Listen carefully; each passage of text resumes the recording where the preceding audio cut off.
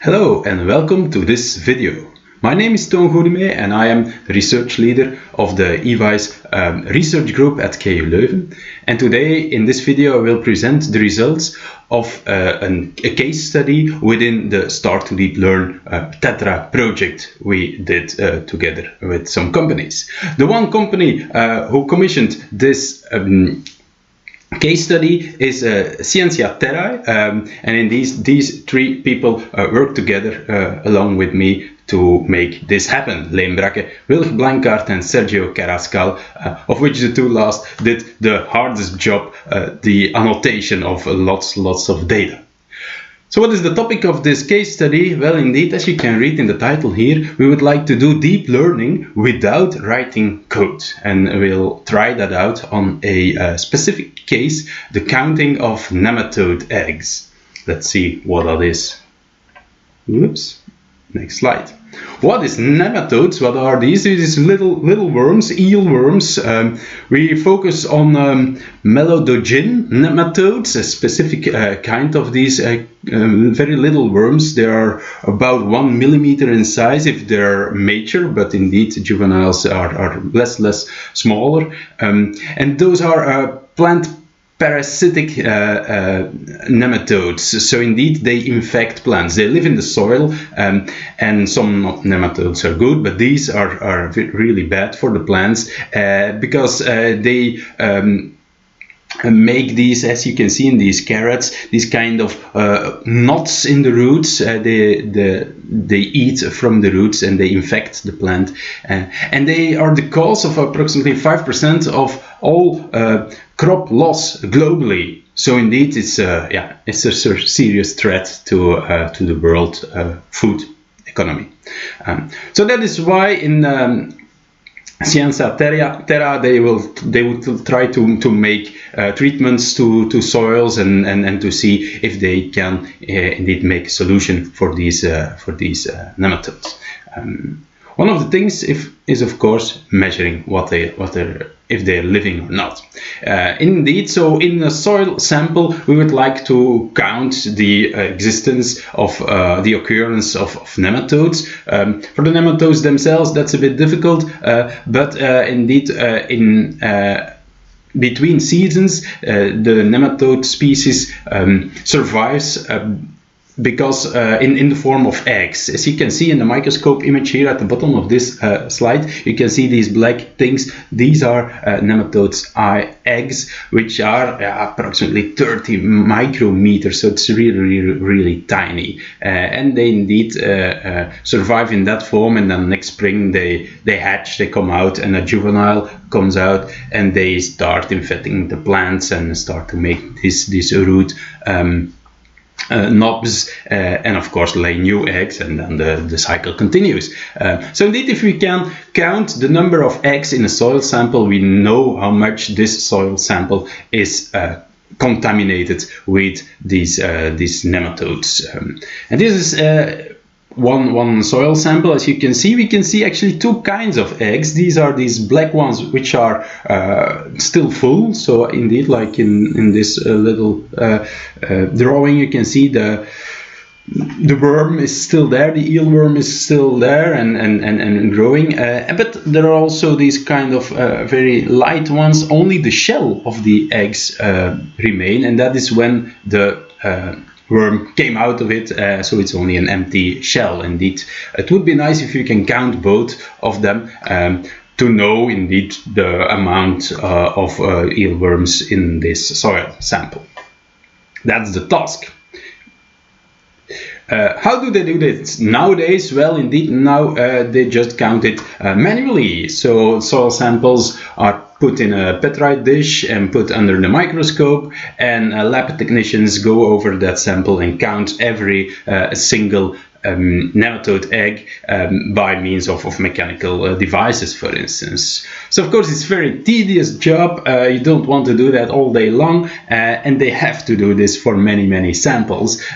So this would be an ideal opportunity to do some state-of-the-art computer vision, some deep learning, and some automatic counting based on Microsoft images. Indeed, that would be less labor intensive, less subjective also. So indeed, we don't the computer always counts the same, not less on Monday mornings and Friday afternoons. And of course, when we can demonstrate that this is possible, counting of these eggs, here you can see an example indeed, then we maybe can extend this technique also further to the counting of nematodes themselves, so the worms themselves, or juveniles, or even the species identification, because as I said, there are good and there are bad nematodes, so that will make some very nice innovations possible. So indeed we targeted this case as a case study in the Deep Learn project, in the Start to Deep Learn project. The people at CNC Tetra are of course expert in biology and chemistry and all that kind of stuff, micro things, but they're not expert programmers, of course. They don't have the skills for that. And so indeed their specific case was, can we do this kind of case with the state-of-the-art technology but without programming? And that is why they came to us. Indeed, can we also start these kind of companies that don't have the expertise to program a lot, and getting them started with deep learning? And that's an ideal case, of course. And for many SMEs in Flanders and beyond, this would be also the case. So they asked me to do that because also of my lack of programming experience, apparently. But okay, we compared some techniques for coding-free deep learning systems. Hello, Motor. Now we got a call, of course. We selected Supervisedly as one of the examples. There are many others, of course, but here we selected Supervisedly, which is a web-based technique to do these kind of things. And indeed, so what we did is, of course, the nematode egg counting in several steps. So we set up the environment in Supervisedly. We collected training data, so that was done in the lab. Of course, not only taking the images is one part of the job there, but also the annotation, of course. So we need some ground truths. We need some annotations to learn the deep learning system to count or to detect these nematode eggs. And so that's the annotation step. We trained different models using Supervisedly, and we evaluated the performance and the usability of these techniques. One output in the Start to Deep Learn project of this case is not only the case study itself, but also the how-to manual, so how to use these kind of web GUIs. Supervisedly is actually a website, total system, which is made for exact this job. So we can upload images in it, we can annotate them, we can train models with it, but we can also do what we call active learning. So when we have trained a model, then we can adjust the annotations or add some new annotations and all, and retrain it. So that's the thing of that. Okay. First step was on setting the environment. Was not that difficult. It's totally web-based. As I said, you don't need anything to install. But of course you need computational power to train deep learning models, as we said in other cases also. And for this you have two options. You can pay supervisedly for their GPU power. That's of course the option we didn't choose. Or you can connect your own Linux-based PC with some decent GPU, and that's of course what we did. So we used a desktop PC with some gaming GPU, and connected that using one single line, which we had to copy paste from the web in the Linux environment, and that worked. So that's very convenient. The biggest job, of course, is annotating all these images. So after we collected quite some images in the lab, some 230 if I'm not mistaken, we uploaded them to the supervisory system, and then the supervisory system is used to do annotations. That went very easily because you can assign jobs to different annotators and so. And so here we made, of course, how to guide, how to annotate these eggs. We chose to draw bounding boxes around the eggs and the shells. And of course, that's you can choose that also in the system how to do this. Then the deep learning thing started. So right from the GUI, we started to train models. Here are some details. So we connected that GPU, as I said before. Here is an overview of the different data sets. Of course, we had to split our images into two sets: a training set, which is used for training, and a test set. As you can see, indeed, in total we had more than 300 images, but we trained on 231 images containing more than 3,000 eggs and about 1,000 shells, and we tested it on a slightly smaller thing. So what we did is we tried to train two state-of-the-art models, two YOLO-based models, one tiny YOLO and one normal YOLO, big YOLO, neural network for object detection. These models came pre-trained on MS Coco, so that's a good thing. They are already trained to do some object detection, but of course in Coco there is no nematode eggs, of course, and we trained that on our data set with these settings, learning rates, and quite a lot. That went quite fast. It's only a few hours of training, and we can do that longer also if you want. Here are the results, so inference results on the test set. As you can see, indeed, most of the eggs are found. Yeah, you cannot read the text, I think, but in these fields there is a confidence score for each object. We just plotted everything above a confidence of 0.1, so that yield quite a lot of results, but we can still threshold that. One other thing to mention is that we have indeed two types of microscope images apparently in our set. So these more pink ones and these gray ones, but of course, okay, yeah, they both contain both eggs and shells, so that's good. So it looks as if it works. That's nice, but object detection, object localization, where is each egg, was not the job. The task was how to count those eggs. So that's the next step, of course, counting eggs. And as I said, indeed, every object was detected by the deep learning system, but it comes with a confidence score. How confident is our YOLO model to know that this is an nematode egg or not? This confidence can be thresholded. You can put a threshold somewhere and to decide which objects do you count as detections and which ones not. Here you can see a graph when we go over that threshold in percent here, from 0% to 100%. Then you can see, of course, that the number, the collected, the counted number of objects changes. The red line is the ground truth. So this is just one image, contained 11 eggs, as you see, and indeed in some threshold value in the middle, the correct value is acquired. That's good.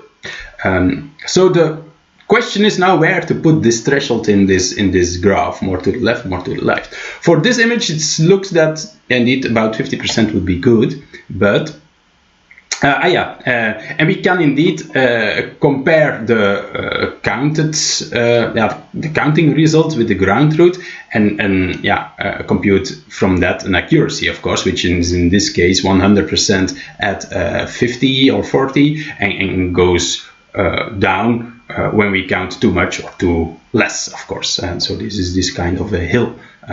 Now this is only for one image. What we did is try to see what it gives on the entire set, and here is these hills all plotted together on one plot for all the different images of the training set. Yeah, that's a bit difficult to interpret, but indeed if we then compute the total accuracy for each threshold setting for the entire dataset, then we have this graph, and it looks that the ideal threshold is not at 50 but more about at 30 or something percent. So based on the training set, we indeed can tune the threshold for detection such that the counting accuracy is the best, and as you can see we reach about 80%, so that's not too bad even. Now let's evaluate this. Indeed, the approach is as follows. So we have 4 steps. The first step is indeed we train our detection model, our detector, on the training set, of course. And then we chose, with the technique I just described in the previous slide, the best threshold for counting on that training set only. That threshold is fixed. And then we used our model to detect eggs on the test set, which was not seen before by the system, of course, and used the threshold which was defined beforehand to count that. And for that counting on the test set, we see a test accuracy here. And for our 2 models, this both yielded the test accuracy of about 75%. So okay, we saw that the threshold is also quite different.